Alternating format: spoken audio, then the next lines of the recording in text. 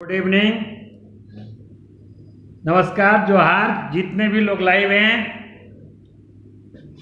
या इस वीडियो को देख रहे हैं, आप सबों का स्वागत डायनेमिक जॉब पॉइंट में। मैं मनोज सर। आज जो टॉपिक लाया गया है वह गति एवं दूरियों का मापन।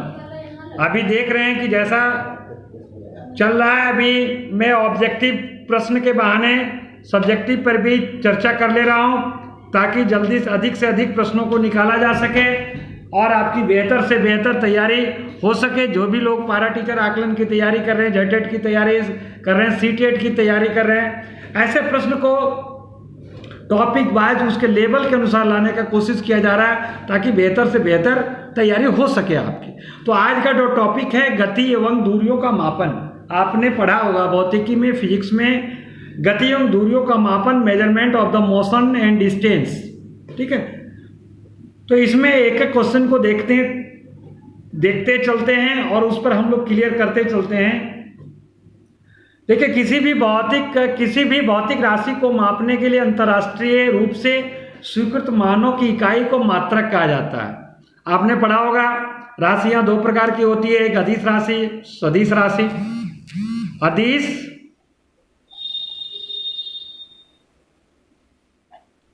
और सदिश, ये दो राशियां आपने पढ़ा होगा। अदिश ऐसी राशियां जिनमें केवल परिणाम हो, केवल परिमाण हो,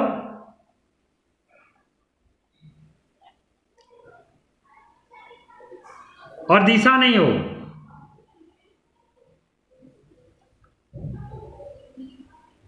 अर्थात मतलब कहा जाए अदिश मतलब जिसमें दिशा नहीं हो, सीधा, या दिश जिसमें दिशा नहीं हो, और सदिश जिसमें क्या हो, परिमाण के साथ दिशा भी हो,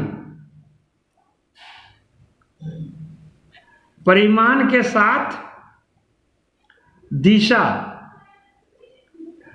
हो, अर्थात डायरेक्शन। ठीक है, तो इसके सदिश में बहुत से उदाहरण आपने देखा होगा।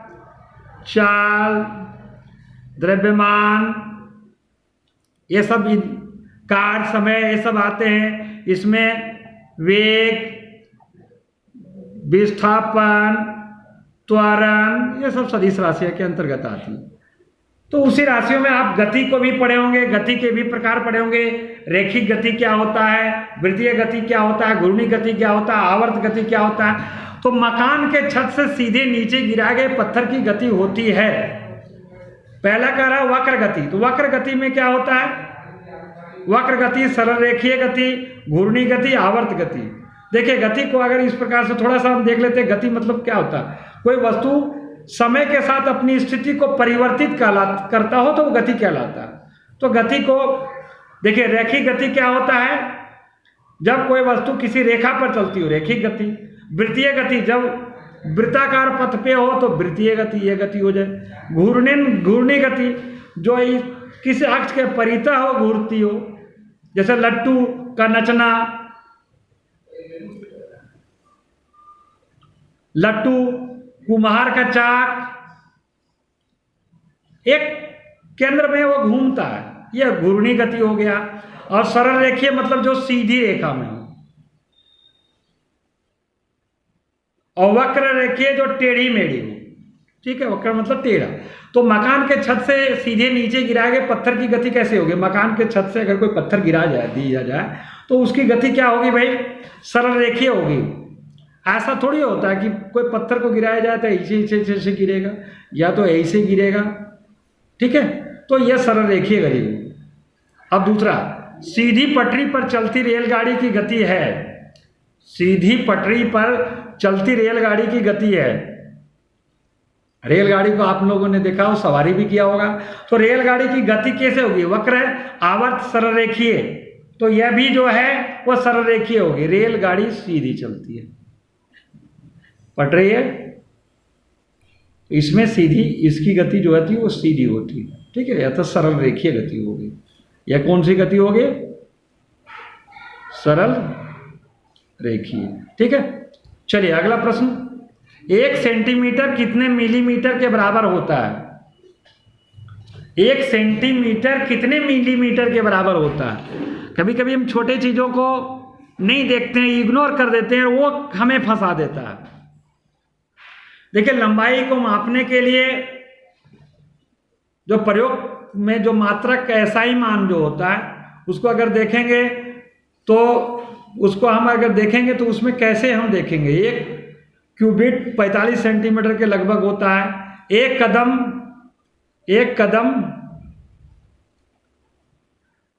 70 सेंटीमीटर के बराबर लगभग होता है। 1 गज बराबर 0.9144 मीटर लगभग होता है। 1 इंच 2.4 सेंटीमीटर होता है। और 1 किलोग्राम, आप अगर वजन को देखते हैं तो इसको थोड़ा सा डायग्राम को समझ लीजिए। 1 किलोमीटर, किलोग्राम की बात नहीं कर रहा, 1 किलोमीटर बराबर 1000 मीटर। 1000 मीटर। और 1 मीटर बराबर 1 सेंटीमीटर। 1 मीटर बराबर 100 सेंटीमीटर। 1 किलोमीटर बराबर 1000 मीटर। और 1 मीटर बराबर 100 सेंटीमीटर। और 1 सेंटीमीटर बराबर 10 मिलीलीटर, 10 मिलीमीटर। 1 किलोमीटर बराबर 1000 मीटर। और 1 मीटर बराबर 100 सेंटीमीटर। और 100 सेंटीमीटर बराबर 10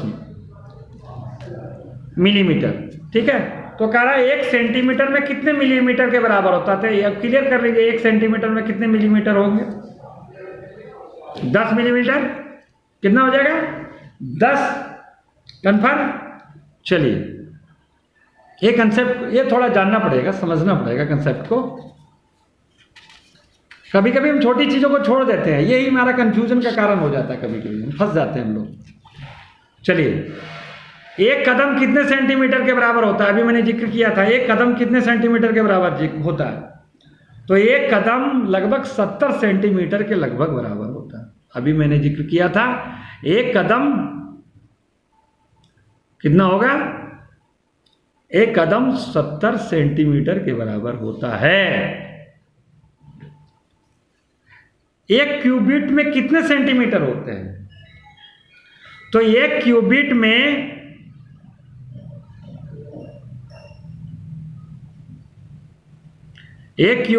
45 सेंटीमीटर होते हैं लगभग। कितने होते हैं? 45 सेंटीमीटर लगभग होते हैं। चलिए, अब है SI मात्रक, चाल का मात्रक है। चाल का मात्रक है। देखिए, मात्रक आप पढ़े होंगे कि कुछ राशियां जो होती है उनके मात्रक होते हैं, उनमें भी आपको कुछ महत्वपूर्ण है, उनको जानना पड़ेगा। जैसे लंबाई का मात्रक क्या हो जाएगा? मीटर। द्रव्यमान का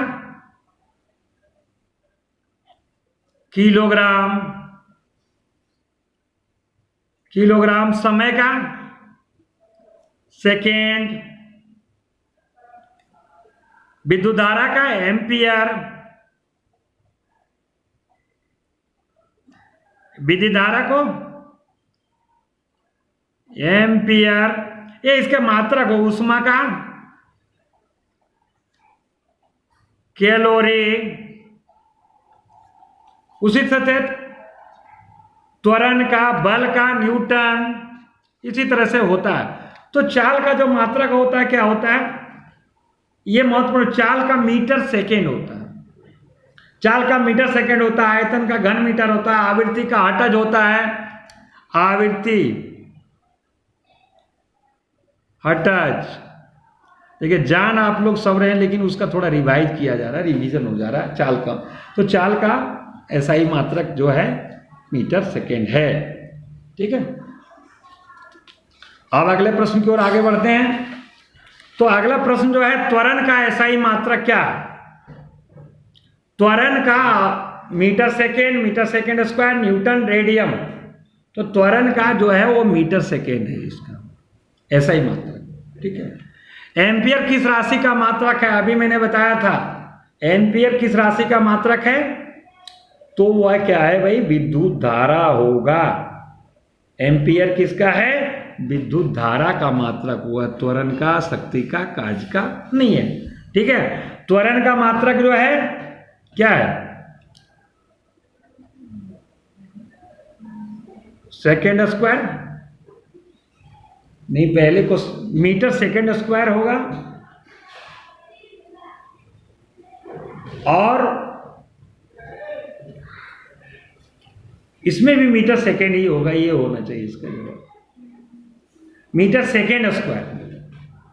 त्वरण का मीटर सेकेंड हो गया और शक्ति का वाट हो गया और कार्य का जूल हो गया, विद्युत धारा का एम्पियर हो गया,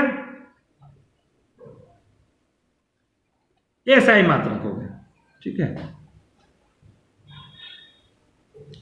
जूल किस राशि का मात्रक है? ऊर्जा, बल, कार्य, एक और तीन, ऊर्जा और बल दोनों। जूल किसका मात्रक है? तो जूल और कार्य और ऊर्जा का, दोनों का, कार्य और ऊर्जा, कार्य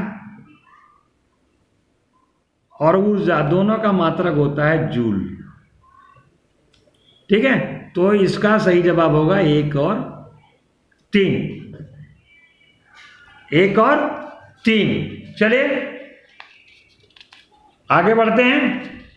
इसी तरह का प्रश्न आपको मिलते रहेंगे 7 बजे जो रिकॉर्डेड क्लास पारा टीचर आकलन ग्रुप में, जेटेड सीटेड के ग्रुप में जल्द जाते हैं। तो जो लोग नए होंगे वो इस चैनल को सब्सक्राइब कर लेंगे,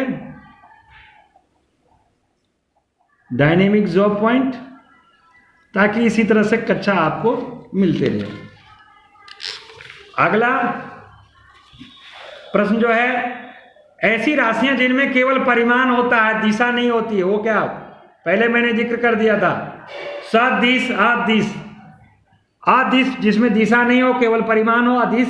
सदिश जिसमें दिशा के साथ परिमाण हो, वो सदिश। तो कहला ऐसी राशियां जिनमें केवल परिमाण हो, दिशा नहीं हो, तो अदिश हो जाएगा ना। 10वां नंबर प्रश्न में ये अदिश हो जाएगा, ठीक है, क्लियर। विस्थापन तथा वेग है, विस्थापन तथा वेग क्या है? सदिश है या अदिश है? तो विस्थापन और वेग में जो है वो दिशा भी है और क्या है? परिमाण भी है। तो यह सदिश राशियां हो जाएंगी, सदिश राशि। कार्य का मात्रक है, कार्य का मात्रक है, अभी मैंने चर्चा किया था। कार्य का मात्रक जो है वो क्या है? जूल है। कार्य का मात्रक क्या है? जूल है।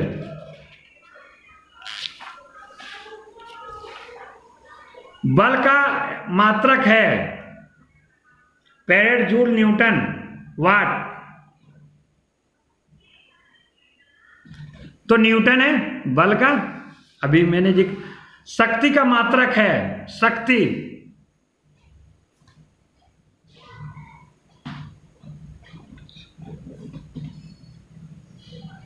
शक्ति का मात्रक क्या है? वाट।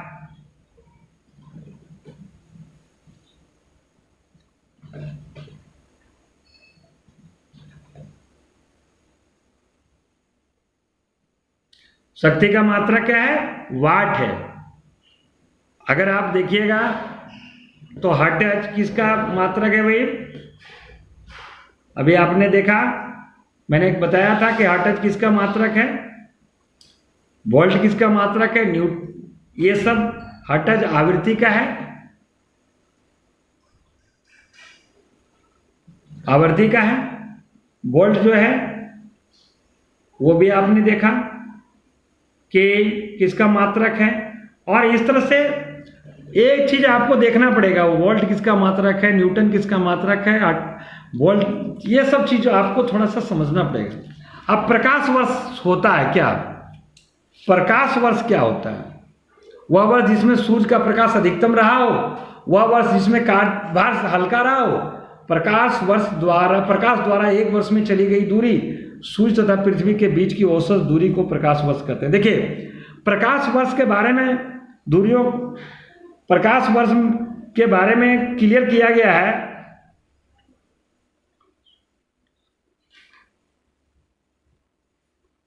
इसमें क्या होता है? प्रकाश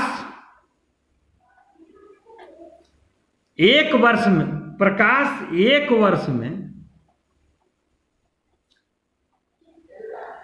वर्ष में तय की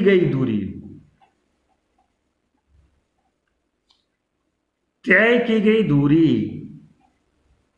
ही प्रकाश वर्ष कहलाता है।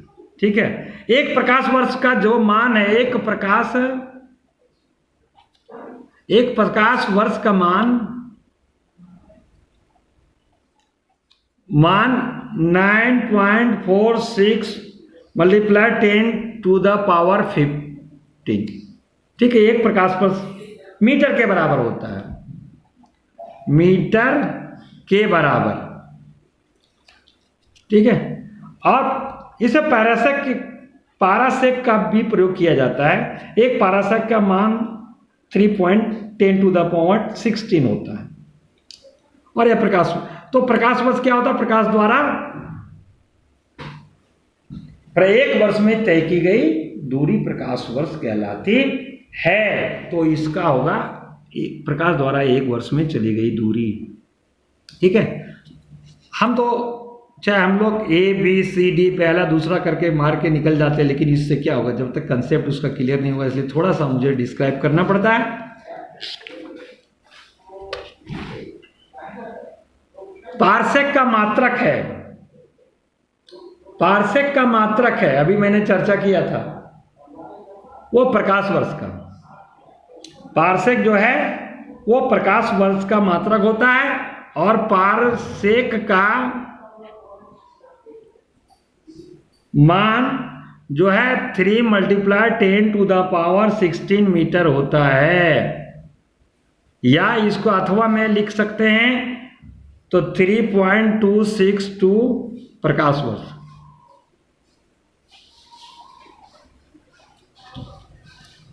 छह किलोमीटर का मीटर में परिवर्तित रूप,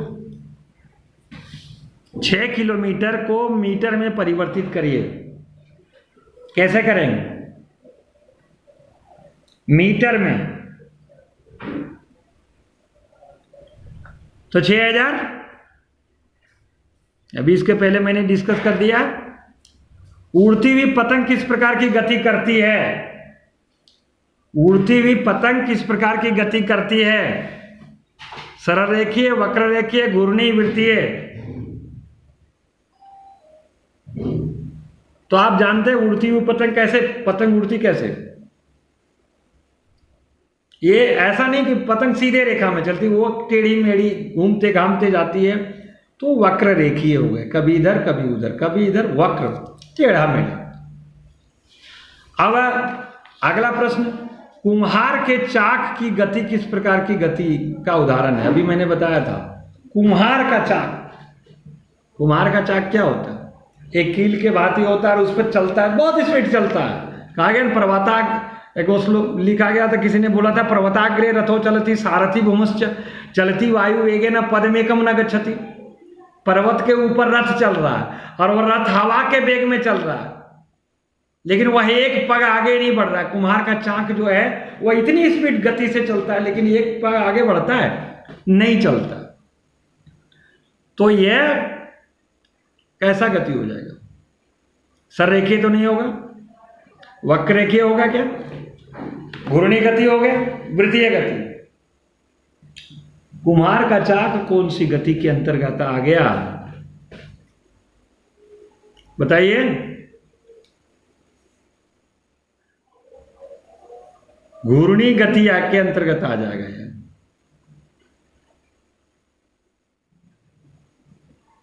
घड़ी के पेंडुलम की गति है वृद्धीय घूर्णी आवर्त सरल रेखीय। घड़ी के पेंडुलम की गति, घड़ी की के पेंडुलम की गति, आपके घर में किसी घर में घड़ी टंगा होता है, उसके पेंडुलम की गति, उसमें जो पेंडुलम इधर उधर करता है वह गति क्या कहलाएगी? वो आवर्त गति करती है, एक निश्चित समय में दूरी तय करती है। ठीक है, यहाँ वहाँ दोनों के बीच में जो डिफरेंस होता है वो एक निश्चित समय में आवर्त, एक निश्चित अंतराल में वो दूरी तय की जाती है, इसलिए उसे आवर्त गति कहते हैं। ठीक है, आवर्त गति क्या है कि कोई वस्तु किसी निश्चित पथ पर अपनी गति के समय के साथ निश्चित अंतराल में बार बार, मान लीजिए झूला है, ये पॉइंट है, ये ही झूला ये पॉइंट पे चला जाता है, ये झूला ये पॉइंट में चलाता है, तो ये झूला यहाँ से यहाँ से यहाँ से एक निश्चित अंतराल में जो दोलन करता हो या आवर्त गति हो गया। और यह गति बार बार दोहराई जाए वह क्या होती है? आवर्त गति हो। जैसे दीवार के घड़ी में पेंडुलम की गति, झूले की गति, सिलाई मशीन की सुई की गति, आप देखते हैं कि जब सुई चलता है चलते ही रहता है। चलिए, बहुत बहुत धन्यवाद आप लोगों का। आप लोग जो नए होंगे कोई चैनल को सब्सक्राइब कर लेंगे, और 7 बजे आप लोग के लिए क्लास ये ईवीएस का, सीडीपी का आप लोगों के लिए रिकॉर्डेड करके डाला जाता है। चलिए, बहुत बहुत धन्यवाद। कल मैं मिलता हूँ आप लोगों से। Okay, bye.